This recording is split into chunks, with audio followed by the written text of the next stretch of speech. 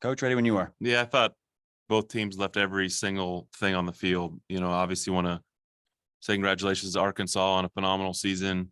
It's never easy to win a championship, especially the SEC championship, and a classy group. Know all those coaches very well. And I thought they left everything out there, and I was super proud of the way our guys responded to getting down and coming back and playing good baseball the second half of the game. So we're obviously excited, but it's not the destination. But we'll enjoy tonight, and we'll move on to next round tomorrow.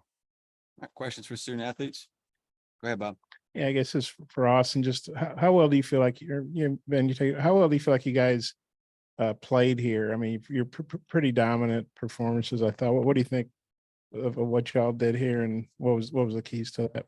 We knew it was going to be a great atmosphere. We know we just had to be ourselves with it. We kind of just treat it like a home game, knock out all the outside noise and be who we are, be a brotherhood and link arms and do what we do. Ben, for you, ever since the Texas series, your stuff has been pretty lights out. During that stretch, what has been the key for you to be so consistent? Honestly, the key has just been just filling up the strike zone, letting my defense work, and just trying to give our team the best opportunity to win. Yeah, Austin, you guys obviously had a lot of success against Hagan yesterday. You had the big hit against him today. Just what was the game plan against him, and what allowed you guys to jump on him these last 2 days the way you have? A big time pitcher like that, he's gonna come at you with his best stuff, and you got to be aggressive early in the count because you don't want to get 2 strikes because he has a wipeout slider. So it was really just be aggressive, fight until you get your pitch, and when you get your pitch, don't miss it. Austin, Arkansas loaded the bases there in the first inning, but only came away with 1 run. Just how big do you think that was, limiting Arkansas to just the 1 run? And how much do you think that maybe kind of keyed y'all and kept Arkansas from gaining momentum? Oh, that was very huge. Cam Brown, one of our dudes, he went out there. He only limited to 1 run, so that was huge. It was a big momentum swing. It could have went both ways. So just limited that 1 run was huge. We knew we were going to start hitting, so it was just a matter of time. Austin, what does it mean to you to be able to advance to a super? This is a great feeling. It really hasn't hit me yet, but it's a great feeling. We know that we're not done yet, so we got to keep our heads down, keep working. And does do the ups and downs of the season make this moment a bit more special for you guys? Yeah, definitely do. We kind of hit a slump there in the middle of the year, but we knew we were going to find it back, get back on the right track. So, going through all those ups and downs at the middle of the year, beginning of the year, kind of prepared us for this moment. Austin, Arkansas was 30-4 coming in here to the regional, and nobody had won a series here, a visiting team, and you guys, essentially won the series, beating them twice. Just what do you think was the key to that, and how did you guys handle the atmosphere? And because they obviously had the home field advantage and all that stuff. I kind of it was kind of prepared us at the Big 12 championship game. The atmosphere there kind of prepared us for this moment because we know here this is a great fan base. They're really rowdy. They're gonna get into the game, and we kind of just rolled piggyback off what that championship game feeling was like, and just kept it going, kept all the momentum on our side, and just had to be ourselves. Hey, Austin, I think Trey tripled his home run total in this weekend. Where did that come from, and what did you think of his weekend? I think it was the Longhorns we've been eating, so he ate a lot of steak, so I think that gave him some extra juice right there. So, but it was a great weekend for him. I'm glad seeing him do his thing. He's been doing it all year, so really just seeing the ball fly out for him was a great feeling. I knew that he was gonna finally get some juice, but I'm happy for him. What did you think of Trey's weekend? He's an exceptional player, and he's been hitting balls hard all year, and this just proved what he's been doing all year. He's been having a great year. Austin, for Curtis today, he hit 2 home runs. What did you see from him at the plate? He's been locked down. I mean, that dude lines out more than anybody. I know he hits the ball 115 for that every time. And he finally just, got the right launch on the ball and it went over. So, I mean, he's been doing it all year. He's one of the hardest workers, just like Trey, and finally seeing those balls landing holes. I'm happy for him too. More questions for the student athletes? Fellas, congrats. Good luck next week. Thank you. Oh yeah. There's an IHOP right around the corner from campus too. Questions for Coach? Go ahead, Tom.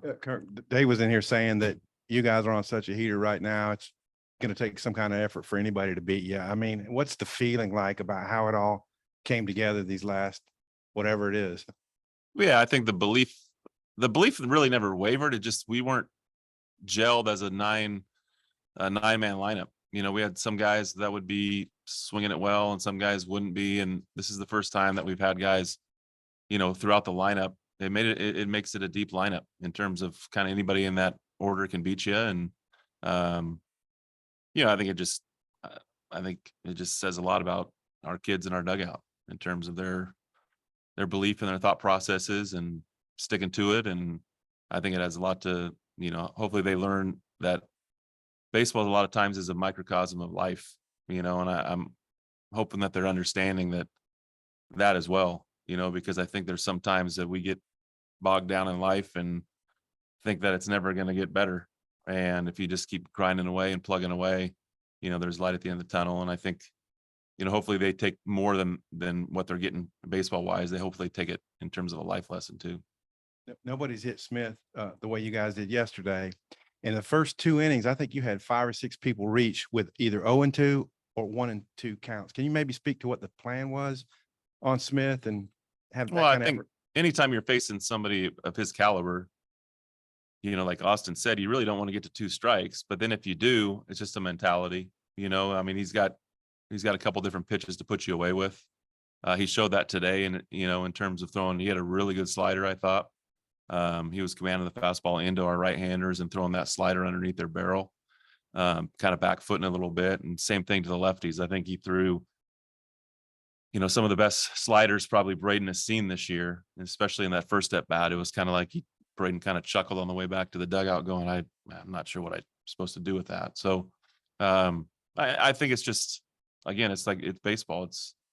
He's an elite left-handed starting pitcher in you know, not only in their conference, but in the country.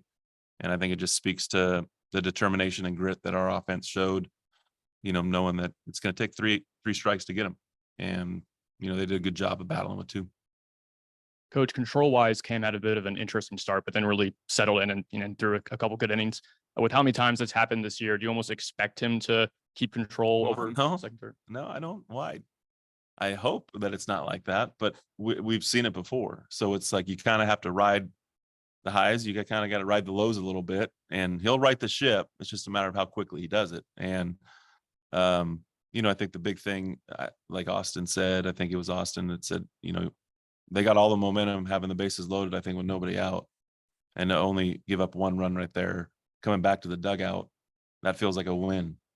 And then he settled in, you know, and I had told myself I wanted to bring Ben Abeld into the game with the lead. And after Bolton flew out, I think in the 5th inning to get the first out, and then he walked Josenberger, my gut was telling me it was time, and I didn't listen to my gut. And Jace hit went off the center field, center field batter's eye, and then Wagner did the same thing the next at bat. So I was kind of kicking myself a little bit not to get to Ben with a lead, but I thought Ben was, you know, exactly what he's been. Thought he was awesome, and kind of basically gave our offense time to catch up. What does it say about Cam to give up no hits until those home runs? Well, I mean, it's premium stuff. You know, it's premium stuff. It's fastball, it's slider, you know, and it's sometimes, you know, when you don't have the, you know, greatest command, it's tough to hit because you might get one at your face and then you might get one down painted on the corner. So sometimes it's really difficult to stand in the box against guys like that. And he's been throwing just enough strikes. And I kind of, after the first inning, I just kind of walked by him and said, hey, channel that inner, you know, ULL regional that you had last year in College Station where he went 8 innings, you know. And I think, you know, he turned right back around to me and said, Coach, I got it.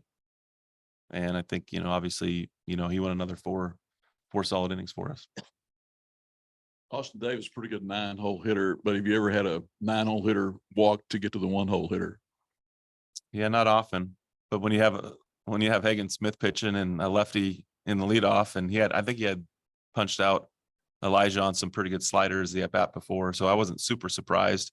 You know, and Austin was our 3-hole hitter at the beginning of the year when we faced Arkansas, and you know, so we don't view him as a 9-hole hitter, and I think they didn't either. And I think the matchup, they just wanted to get left on left.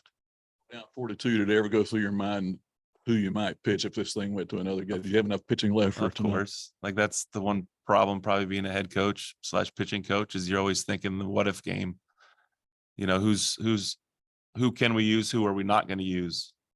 You know, you always, and that's where I felt like in a 4-2 game with Ben, I felt like he was going to give us a chance to get rolling a little bit offensively. And I knew I probably wouldn't be able to bring him back later in the afternoon. So it was I pushed my chips into the middle a little bit in terms of using him, but I just felt that confident in terms of, you know, Coach Bruce's offense and how we're swinging it. Just going off of that, when you lose the lead there in the fifth inning, you're on the road, pretty tough environment. Just how hard is it to not panic and, keep that message to your team and not worry about what might happen tonight and, what else you have to do the rest of the game? Yeah, the guys didn't blink. They came into the dugout like, I mean, right now you don't really have to say much as a coach, because it's pretty impressive to see guys come in saying the things that you probably were going to say. And I think that's where they've kind of taken over in that area in terms of they know what it looks like. They've been playing like this with their backs against the wall since end of May.